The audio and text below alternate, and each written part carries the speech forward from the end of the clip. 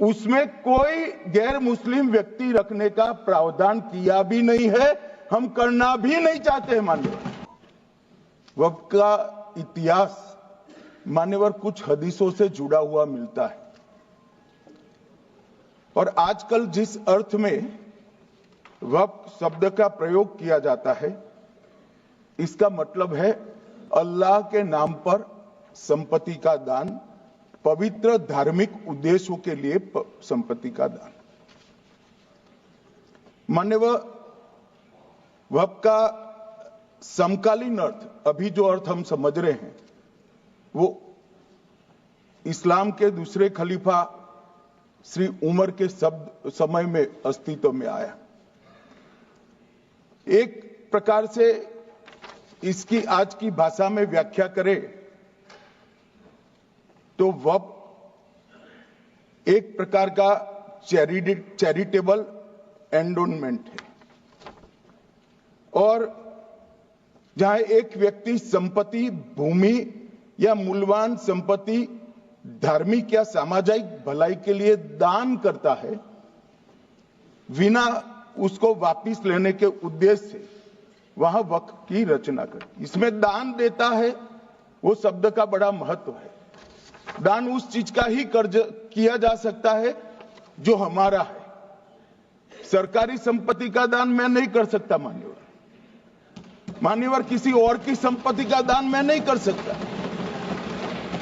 दान उसी चीज का किया जाता है जो हमारा है। मान्यवर, इसी विषय पर ये सारा जो बहस चल रहा है। भारत का जहां तक सवाल है, दिल्ली में सल्तनत काल के प्रारंभ में मुइज़्ज़ुद्दीन घोरी के समय पर पहली बार वक्फ अस्तित्व में आया।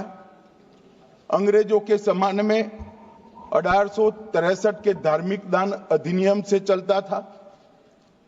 बाद में चैरिटेबल प्रॉपर्टीज एक्ट 1890 से चला। उसके बाद 1913 में मुसलमान वक्फ वैलिडेटिंग एक्ट अस्तित्व में आया। तब तक ये सारी प्रक्रियाएं चैरिटेबल एक्ट के तहत चलती थी। मान्यवर, आजादी के बाद वही एक्ट को 1954 में वक्फ के केंद्रीकरण के लिए बदला गया। 95 में वक्फ न्याय अधिकरण और वक्फ बोर्डों की स्थापना की। अब ध्यान से सुनिएगा मान्यवर, वक्फ परिषद और वक्फ बोर्ड ये 1995 से आए। ये पूरा झगड़ा जो चल रहा है, आपने नॉन हिंदू को रख दिया और नॉन मुस्लिम को रख दिया, गैर मुस्लिम को रखा, वो झगड़ा वक्फ में दखल करने का है।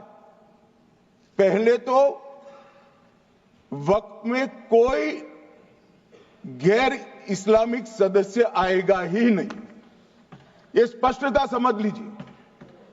ना मुतवल्ली गैर इस्लामिक होगा, ना वाकिफ गैर इस्लामिक होगा। मान्यवर, वहां कोई प्रोविजन नहीं है।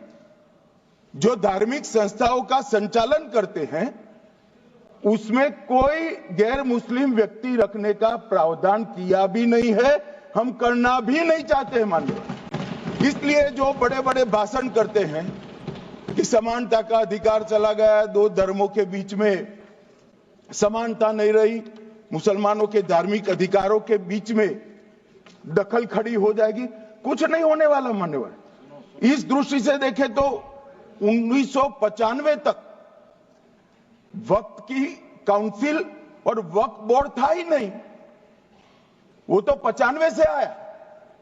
और मान्यवर, ये जो भ्रम खड़ा किया जाता है कि ये एक मुस्लिम भाइयों के धार्मिक क्रियाकलापों के अंदर, उनके दान की हुई संपत्ति के अंदर दखल करने का है, ये बहुत बड़ी भ्रांति फैलाकर, माइनॉरिटी को डराकर अपनी वोट बैंक खड़ी करने के लिए किया जा रहा है। मान्यवर, कहां पर गैर मुस्लिम सदस्य रखे जाएंगे? परिषद में और वक्फ बोर्ड में। उसका काम क्या है? उनका काम धार्मिक क्रियाकलापों को कुछ चलाने का नहीं है।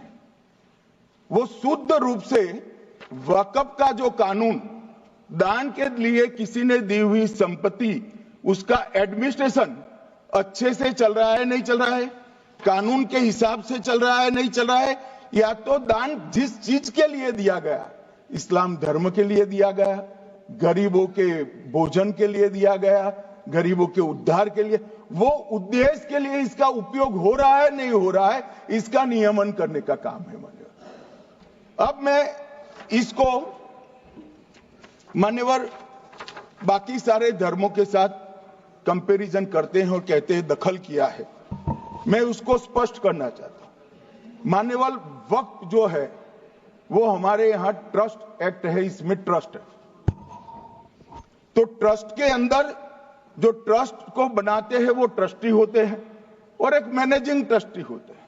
वक्फ में वाकिफ होता है, वक्फ होता है और मुतवल्ली होता है, ये सारे इस्लाम के अनुयायी हैं मान्यवर। अरे भाई आप कह रहे हो, हम तो कह रहे हैं क्योंकि इसका वक्फ शब्द ही इस्लाम से आया है, इसलिए हम कह रहे हैं कि वक्फ वो ही कर सकता है जो इस्लाम का अनुयायी हो। अब आप उसका विरोध कर रहे हो, तो आप तो वक्फ में भी नॉन इस्लामिक आदमी चाहते हो। मान्यवर क्या कह रहे हैं? हम इसलिए कह रहे हैं कि वक्फ वो ही कर सकता है जो प्रैक्टिसिंग इस्लाम को प्रैक्टिस करता होगा, क्योंकि मान्यवर इसकी उत्पत्ति ही इस्लाम के सिद्धांतों से हुई। अब मान्यवर वक्फ धार्मिक हुआ, वक्फ बोर्ड नहीं हुआ, वक्फ परिषद भी नहीं हुई। अरे सुनो भाई, मान्यवर ट्रस्ट के अंदर ट्रस्टी जो होते हैं, जो चर्च होगा तो क्रिश्चियन होंगे,